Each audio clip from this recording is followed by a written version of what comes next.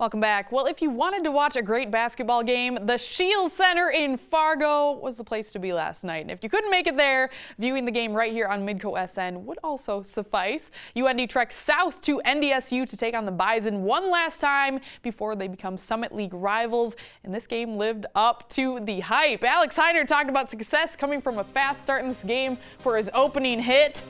And boy, he was right. It was the Fighting Hawks deadly from deep range to start the first half. That was Dale Jones. And then Marlon Stewart drains one from deep. But then here comes Dale Jones right again with another three. Also, Trey Buchanan would join in on the fun. Everyone was participating. And then look at this. Downtown Billy Brown hits one from deep. UND was 10 of 17 from three-point range in the first half, but Paul Miller and the Bison were not backing down. Miller with a pump fake and then drains the three off the side step. Later on, we would see him drive into the hoop, a nice strong take through the lane, a contested lay-in, and then later in the half, Paul Miller from deep range hits another three. He would have 10 points in the first 20 minutes, but it wouldn't be an NDSU game without a dunk by Dang Gu. Monster dunk in the paint right here. We'll show it again from a new angle, just throws it down. But the real story in this one happened to be turnovers. The Bison committed 17 of those in this game, and UND was able to capitalize on them. Tyson Ward loses the handle. UND runs the floor.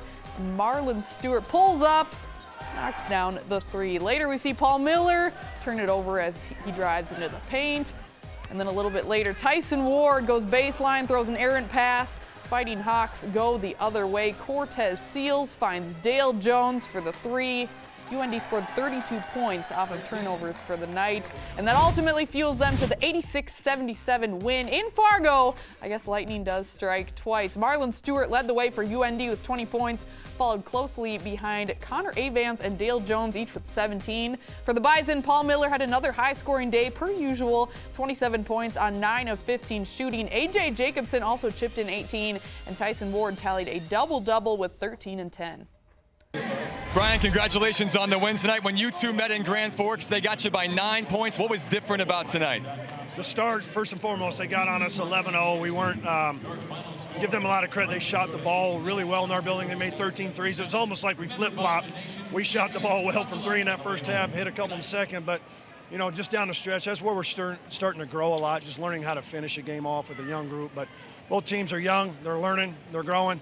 That's why it's obviously it's an in-state rival, but it's such a great game to have. You've won 3 straight games now. A great chance to keep momentum going back into Big Sky play. How do you keep this rolling against Northern Colorado on Saturday? Well, the big thing is just letting them and showing them on film and everything else why we're having success. Defensively, we're guarding. Offensively, we're valuing the basketball and sharing the basketball. It's a recipe for success. So sometimes it takes a little bit longer to that stuff to sink in. We've really kind of simplified some things on both sides of the ball, and that I think that's helped our guys as well. Just no different. We're learning them and what helps them grow. So it's, you know, now they got a little confidence. I've always said when you have confidence, it's great. When you don't, when you struggle, any opponent, any win's really hard to get. In South Dakota girls basketball, there was a 1 versus 2 battle. Aberdeen Central visited the Harrisburg gym, and Peyton Burkhardt got injured in the first half, went to the locker room, but came back and took over in the second half. The teams were tied at halftime, but a 10-0 run by the SDSU recruit put the Eagles in front, and they never looked back. They win 46-41. Burkhardt scored 18, while Harrisburg's Janiyah Ugofsky went for 11. And speaking of that game we just showed you, a local legend will get a chance to coach in a national all-star game. Aberdeen Central girls basketball coach Don Seiler has been named as a head coach in the McDonald's All-American game, which will take place March 28th in Atlanta. As the East team's coach, Seiler will oversee a roster of 12 players. Don currently has 576 career victories and is 19 wins shy of Rob Van Lacken's 595 wins as the all-time mark in South Dakota girls basketball coaching. Don and her assistants are looking forward to going to the event in March. Well, when we come back, we'll preview tonight's live Summit League matchup going on in Vermillion. Oral Roberts at South Dakota in men's hoops. This is Midco Sports Tonight.